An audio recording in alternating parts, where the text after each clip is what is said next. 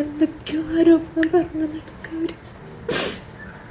ഹസ്ബൻഡിനെ വിട്ട് നിങ്ങളെല്ലാവരും ഈ ഒരു ന്യൂസ് കണ്ടിട്ടുണ്ടാവും അല്ലേ?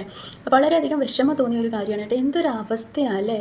ഓരോ മനുഷ്യരുടെ ഒരു ആരോപണം ഉന്നയിക്കുക, അതിൽ പോലീസിൽ പരാതി കൊടുക്കുക, പോലീസുകാർ വിളിപ്പിക്കുക. പക്ഷെ അവർ ചോദ്യം ചെയ്തതിൽ നിന്ന് ഈ കുട്ടിയുടെ ഭാഗത്ത് തെറ്റില്ല എന്ന് മനസ്സിലാക്കി പറഞ്ഞു വിട്ടു, FIR പോലും ഇട്ടില്ല എന്നൊക്കെയാണ് മനസ്സിലാക്കുന്നത്. പക്ഷേ അത് കഴിഞ്ഞിട്ടും ഈ ഒരു കൊച്ചിനെ ഉപദ്രവിക്കുന്നത് നിർത്തിയില്ല എന്നുള്ളതാണ് വാസ്തവം അല്ലേ? വളരെ ക്രൂരമായ രീതിയിൽ തന്നെ ഒരു മെൻ്റൽ ടോർച്ചറിങ് വീണ്ടും അനുഭവിക്കേണ്ടി വന്നിട്ടുണ്ടായിരുന്നു. പരിധി വിട്ട് കഴിയുമ്പോൾ അവർക്കതിനെ ഫേസ് ചെയ്യാനുള്ളൊരു സിറ്റുവേഷൻ ഇല്ലാതെ പോവുകയാണ്.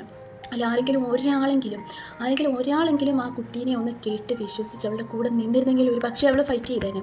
ഒരാളും ഇല്ലാത്ത ഒരു അവസ്ഥയിലേക്ക്, ഒരു ശൂന്യതയിലേക്ക് പോയി കഴിഞ്ഞാൽ എന്നെക്കൊണ്ട് ഇനി പറ്റില്ല എന്ന് വിചാരിച്ചിട്ടുണ്ടാവും. അപ്പോൾ പിന്നെ താൻ മരിച്ചിട്ടെങ്കിലും ഇത് തെളിയണം എന്ന് അത്രയ്ക്കും സങ്കടപ്പെട്ട് ആ കുട്ടി പറയണമെങ്കിൽ അത് അനുഭവിച്ചത് നമുക്ക് ഊഹിച്ചെടുക്കാവുന്നതല്ലേ ഉള്ളൂ.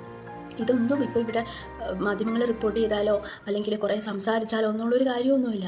ഇപ്പോൾ ഞാനൊക്കെ ഇവിടെ വന്ന് സംസാരിച്ച് കഴിഞ്ഞാൽ കൂടിപ്പോയി 500, 600, 700 പേരൊക്കെ കാണും. അതിലപ്പുറത്തോട്ടൊന്നും ഇത് പോകത്തില്ല. ഇതിലൊന്നും ഒരവസാനം ഒരിക്കലും ഉണ്ടാവില്ല.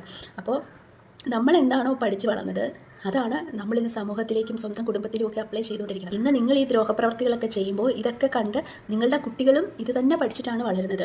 ഓക്കെ, നല്ല വ്യക്തിയാക്കാനായിട്ട് അല്ലെങ്കിൽ നല്ല മനുഷ്യനാക്കാനായിട്ട് പുതിയ മരുന്നുകളോ ഇഞ്ചക്ഷനോ അങ്ങനെയുള്ള ഒന്നും നിലവിൽ കണ്ടുപിടിച്ചിട്ടില്ല. ഇനിയിപ്പോൾ ശാസ്ത്രം അതൊക്കെ കണ്ടുപിടിക്കേണ്ടി വരും, നല്ല വ്യക്തികളെ രൂപപ്പെടുത്തി എടുക്കാൻ വേണ്ടിയിട്ട്. ഓക്കെ, അതല്ലാത്ത പക്ഷം നമ്മുടെ കുടുംബത്തിൽ നമ്മൾ എന്താണ് കാണുന്നത് അത് തന്നെയാണ് പാഠം. ഓക്കെ.